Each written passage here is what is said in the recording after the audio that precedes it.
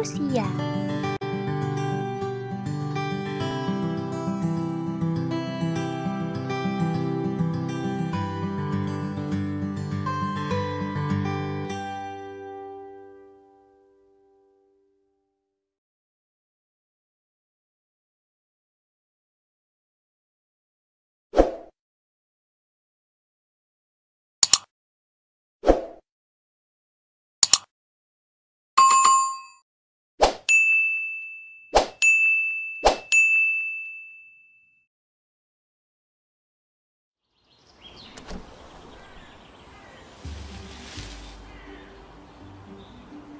Manusia, hewan maupun tumbuhan, sebagai makhluk hidup, kita perlu oksigen untuk hidup. Waktu bernafas, kita mempunyai organ-organ yang bekerja sama dan membentuk sistem organ yang bekerja mengatur oksigen yang ada di lingkungan hidup sampai pada setiap sel yang kita butuhkan. Oksigen ini tidak tersedia di dalam tubuh makhluk hidup. Kita mendapatkan oksigen dari lingkungan sekitar kita. Bernafas artinya kegiatan menghirup atau memasukkan oksigen dari lingkungan hidup dan mengeluarkan karbon dioksida dan uap air melalui alat pernafasan kita. Kali ini kita akan mempelajari lebih lanjut tentang organ-organ pernafasan manusia.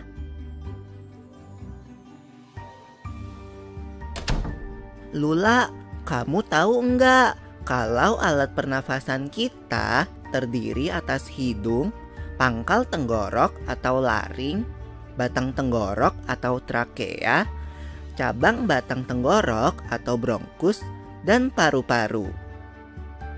Iya, Pipo. Melalui lubang hidung, udara mendapatkan jalan keluar dan masuk ke dalam tubuh kita. Tapi, selain itu, udara juga dapat keluar masuk melalui mulut loh. Namun, jika kita bernafas menggunakan hidung, akan lebih baik loh, Pipo. Karena terdapat lendir dan rambut-rambut halus. Rambut-rambut halus ini berfungsi untuk menyaring udara yang mengandung debu, kotoran, dan kuman penyakit.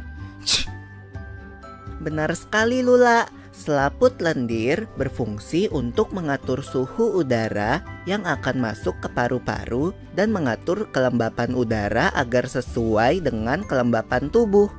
Hidung juga jalur yang langsung terhubung dengan alat pernafasan berikutnya, yaitu tenggorokan. Tenggorokan merupakan alat pernafasan manusia yang kedua. Pada tenggorokan terdapat laring atau pangkal tenggorok dan batang tenggorok atau trakea. Pada bagian dalam dinding batang tenggorok terdapat selaput lendir dan rambut-rambut halus yang selalu bergetar yang berfungsi menghalangi benda-benda asing yang akan masuk ke paru-paru. Pernahkah kalian tersedak? Kamu pernah enggak, Lula? Pernah banget, Pipo. Itu kenapa ya, by the way? Tersedak merupakan gerak refleks untuk mengeluarkan kembali benda atau makanan yang masuk ke saluran pernafasan. Oh, aku tahu. Gerak refleks adalah gerak cepat dan otomatis yang menanggapi rangsangan dari luar organ kan? Iya, Lula.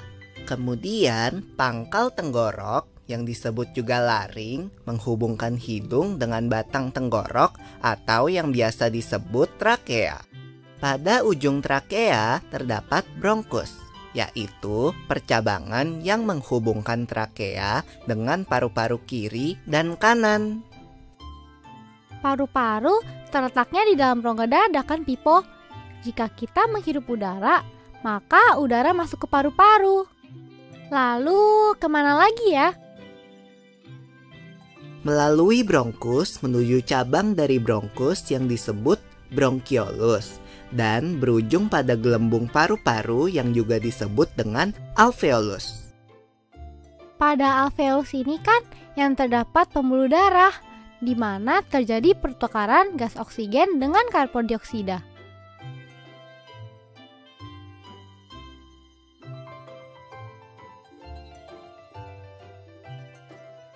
Well, Pipo, tahu gak kalau sistem pernafasan kita terdiri dari dua kan? Yaitu sistem pernafasan dada yang umum kita lakukan dan juga sistem pernafasan perut. Jelasin dong Pipo, apa sih perbedaan detailnya? Pernafasan dada terjadi karena gerakan tulang rusuk oleh otot-otot antar rusuk. Pengambilan udara terjadi saat otot antar rusuk berkontraksi atau mengerut, sehingga tulang rusuk terangkat ke atas menyebabkan rongga dada dan paru-paru membesar. Oh begitu, berarti pengeluaran udara terjadi saat otot antar rusuk berelaksasi atau mengendur. Saat itu, tulang rusuk turun ke posisi semula, menyebabkan rongga dada dan paru-paru mengecil kan? Ya, benar sekali. Lalu menurut kamu, bagaimana dengan pernafasan perut kita, Lula? Aku belum yakin banget sih, Pipo. Jelasin dong. Pernafasan perut terjadi karena gerakan otot diafragma, yaitu sekat yang membatasi antara rongga dada dan rongga perut.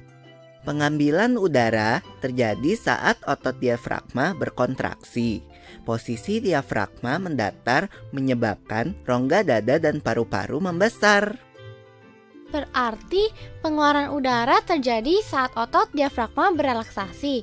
Posisi diafragma melengkung ke atas, lalu menyebabkan rongga dada dan paru-paru mengecil.